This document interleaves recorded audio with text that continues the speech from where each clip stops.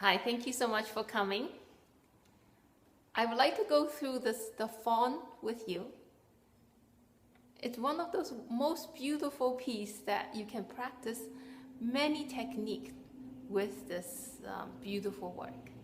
It's not very long, so I'm going to go through it once for you, and then I'll give you a few ideas how you should practice.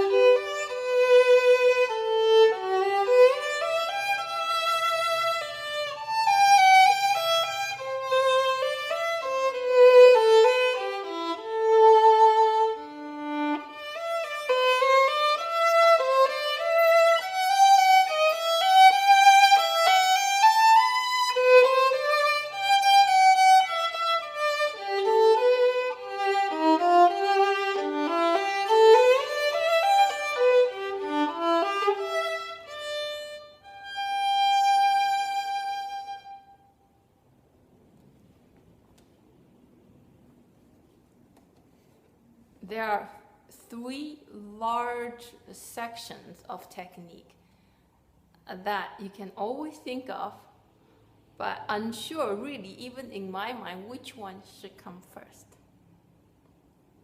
But my teacher always said the rhythm should come first. So when you are playing, starting to learn this piece, have 3 eighth notes in your mind. 1, 2, 3, 1, 2, 3. 2/16 in 1/8 note. You go 1 and 2 and 3 and 1 and 2 and 3 and. So you will practice them first time or first while for just to get the rhythm. The first note starts on the 3rd eighth note of the measure. So you go 1, 2. 1, 1.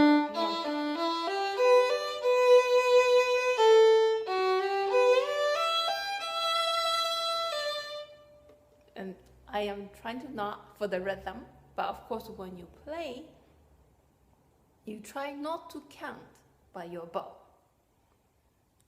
So let's go back. The first most important thing is the rhythm. Play through, learn the piece within the 8th note you're given to yourself until all the notes are very well placed in its own slot of time. Means you cannot slow down, you cannot speed up. Especially don't slow down when you have to shift. You have to shift in time. Don't speed up when notes are easy. So always have a metronome next to you. And once you have an idea what that speed is, you can turn off the metronome and count by heart. Second thing, we're very easy to count. Once we learn to count, it's very easy for the counting, for the pause, to show in the bow. Make sure you don't do that. That means when you practice, after you have done the notes, the slurs has to be very smooth.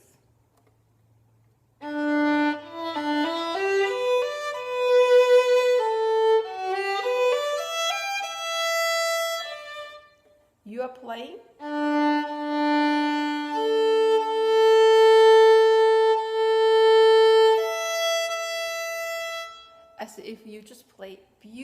beautiful long string on your right hand.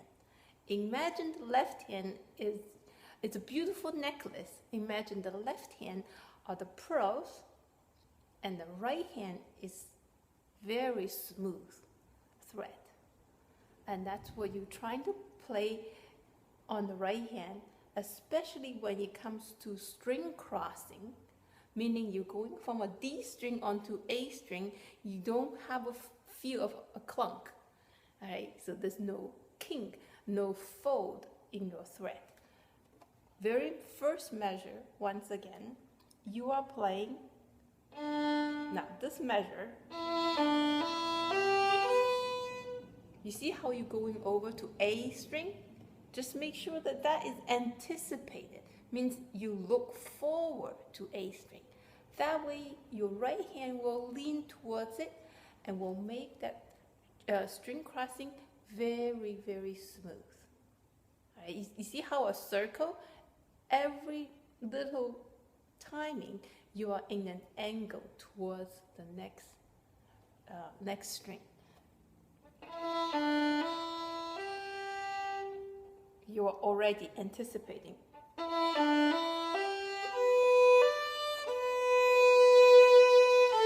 Now, this next measure has 3 strings.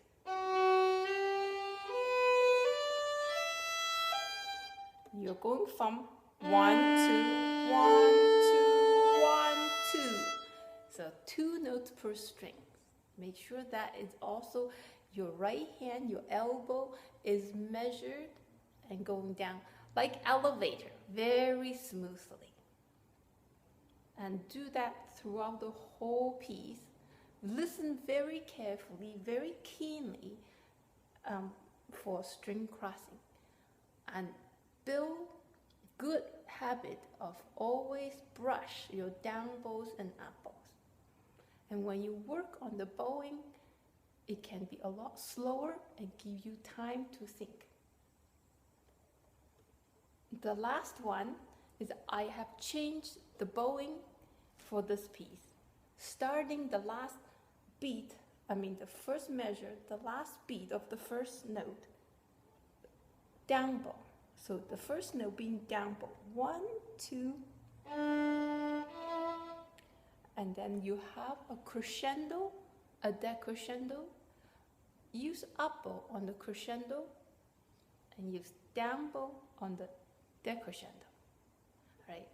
You have up bow gets louder, down bow gets softer. And that will only work if you play the first D on the down bow, not up bow. And play that down bow D, very first note, at the tip of the bow. So therefore this note is actually a weak sound on the weak beat.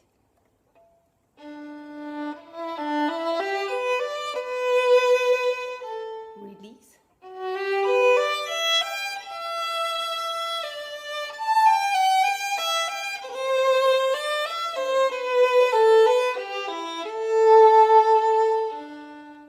Now you're at the weak part and you crescendo.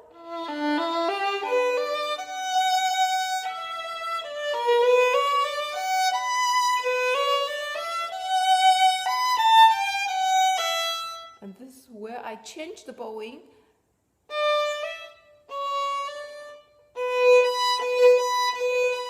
Then that should work out to the end of the bow. And then also the end of the piece, I hope those are helpful tips for you to practice. And always pay attention to each section of how you want to work of this piece. So first is rhythm. Make sure your rhythm is your 8th note and your 16th notes are very steady. Don't slow down when you have to shift. Don't speed up when things get easy. And always very steady. Second thing is that it's the biggest on your right hand when you very smooth string crossing and very smooth down bow and up bow. And the third thing is crescendos and decrescendos would be most ideal. The crescendo to be on an up bow, decrescendo to be on the down bow. though it doesn't always work out that way, and you should be able to practice and play the other way around. But in this simple piece, I changed the bowing. I hope you keep on practicing, and I'll see you next piece. Bye bye.